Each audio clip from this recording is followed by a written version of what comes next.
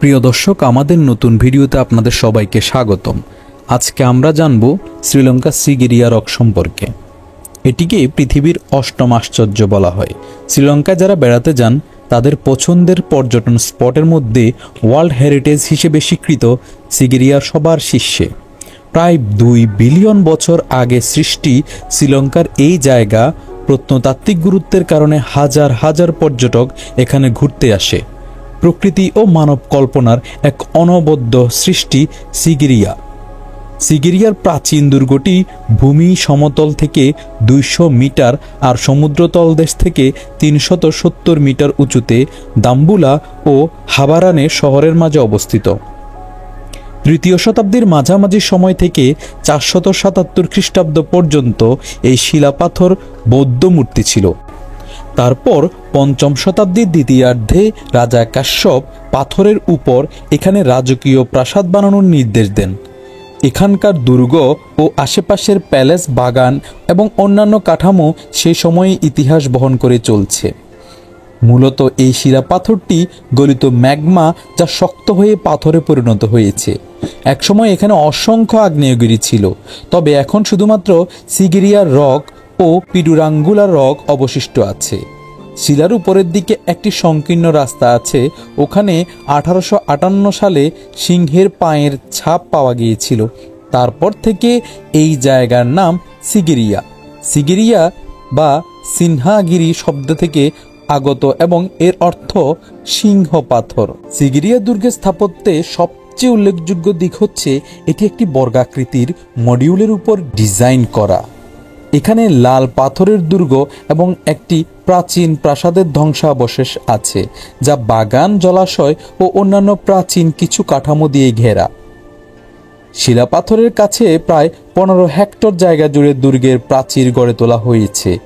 পাথর কেটে পাহাড়ের ঢালুতে টেরাস বানানো হয়েছে, আর এই পাথরের পাশে একটি টেরাসড বাগান আছে, যা পর্যটকদের বেশ ভালো লাগার মতো।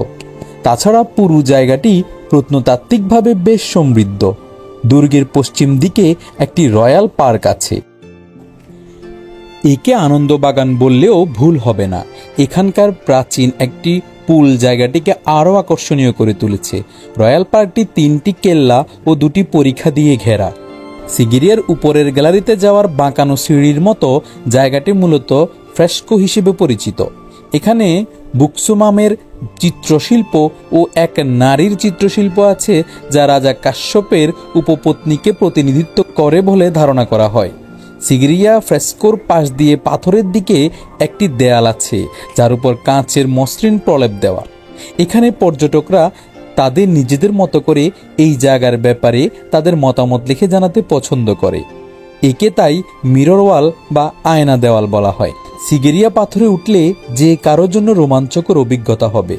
সাধারণত 1 ঘন্টার মতো সময় লাগে এই পাথরে উঠতে, তবে ট্যুরিস্ট সংখ্যা বেশি হলে ভিড়ের মধ্যে উঠতে সময় একটু বেশি লাগতে পারে। এখান থেকে সূর্যোদয় চমৎকার দৃশ্য দেখতে চাইলে অবশ্যই সকাল সকাল যেতে হবে, কারণ বেলা যত বাড়বে এখানে আবহাওয়া তত গরম হয়ে ওঠে। এখানের কোবরা হুড ক্যাব পর্যটকদের জন্য আরেক বিশেষ এক আকর্ষণ। সিগিরিয়া পাথরের 1 কিলোমিটার উপরে আছে পিডুরাঙ্গুলা রক। 20 মিনিটের হাইকিং করে এই পাথরের শীর্ষে উঠতে হয়। এখানে বেশ কিছু ছোট ছোট মন্দির আছে এবং 12.5 মিটার উচ্চতার একটি ঘূর্ণায়মান বৌদ্ধ মূর্তি আছে। এখান থেকে সূর্যোদয় ও সূর্যাস্ত দুটোই বেশ সুন্দর লাগতে পারে। তাই সময় আর পরিশ্রমের ইচ্ছা থাকলে এই পাথরের চূড়ায় উঠতে পারেন। সিগিরিয়ার পাশে আছে মিন্নেরিয়া ন্যাশনাল পার্ক। গরমের সময় পাহাড় থেকে হাতিরা এই পার্কে পরিভ্রমণে আসে।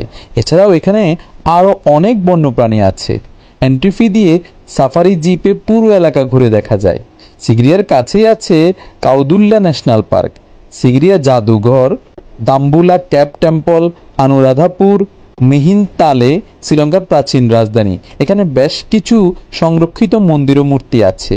আর সময় থাকলে যেতে পারেন 1 ঘন্টার পথ পার হয়ে পল্লুন্নারুয়া শহরে। সিগিরিয়া পাথরে ওঠার জন্য অফিসটি সকাল 7টা থেকে বিকাল 5টা 30 মিনিট পর্যন্ত খোলা থাকে। সিগিরিয়া রকে যাওয়ার জন্য শ্রীলঙ্কার কলম্বো থেকে প্লেন, বাস বা ট্যাক্সিতে সিগিরিয়া যাওয়া যায়। কলম্বো থেকে সিগিরিয়া 177 কিলোমিটার। যানবাহনের উপর নির্ভর করে এখানে যেতে 4 থেকে 5 ঘন্টা লাগে। কলম্বো এয়ারপোর্ট থেকে প্লেনে সিগিরিয়া বিমানবন্দর নেমে ট্যাক্সিতে সিগিরিয়া যেতে 1 ঘন্টার মতো সময় লাগে। আর ট্রেনে যাওয়ার ক্ষেত্রে কলম্বোর পোর্ট স্টেশন থেকে হাবারানা রেলওয়ে স্টেশন নেমে ট্যাক্সিতে সিগিরিয়া যাওয়া যায়, সময় লাগে 1.5 ঘন্টা। প্রিয় দর্শক, আমাদের ভিডিওটি দেখার জন্য অসংখ্য ধন্যবাদ। এমন আরও ভিডিও পেতে আমাদের চ্যানেলটিকে সাবস্ক্রাইব করে রাখুন এবং পাশে থাকা বেল আইকনে ক্লিক করতে ভুলবেন না। আপনি যদি এমন আরও ভিডিও দেখতে চান তাহলে আমাদের এই চ্যানেলটিতে একটু ঘুরে আসতে পারেন।